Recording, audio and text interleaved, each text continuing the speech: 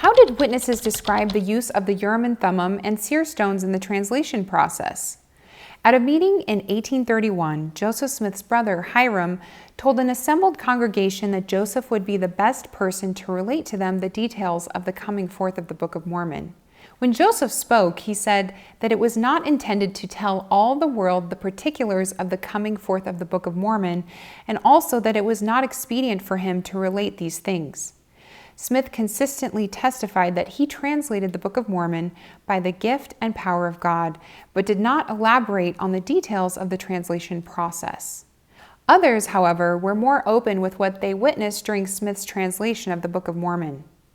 David Whitmer, one of the 3 witnesses of the Book of Mormon, described the process this way, quote, "Joseph Smith would put the seer stone into a hat and put his face in the hat, drawing it closely around his face to exclude the light, and in the darkness the spiritual light would shine.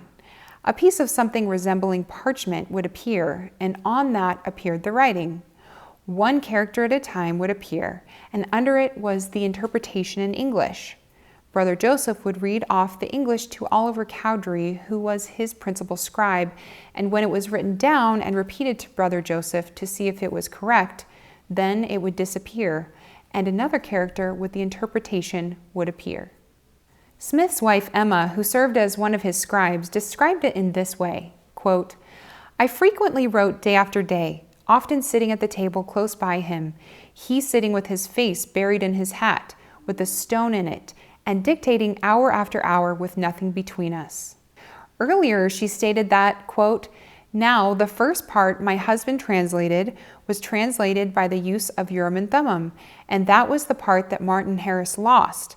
After that, he used a small stone, not exactly black, but was rather a dark color." Based on the available evidence, Smith used the 2 stones that were buried with the gold plates, as well as the dark seer stone to aid in his translation of the Book of Mormon. Though seer stones may seem strange to our modern sensibilities, these practices would have made more sense in early 19th century America. In the end, whether Smith could actually translate an unknown language with the aid of seer stones is a matter of faith. The Bible records numerous instances of physical objects aiding in God's grand designs, and Smith's use of seer stones can be seen as congruent with his higher ways. Please like and subscribe. And for an objective look at more topics on Mormonism, visit MormonismExplained.org. Thanks for watching.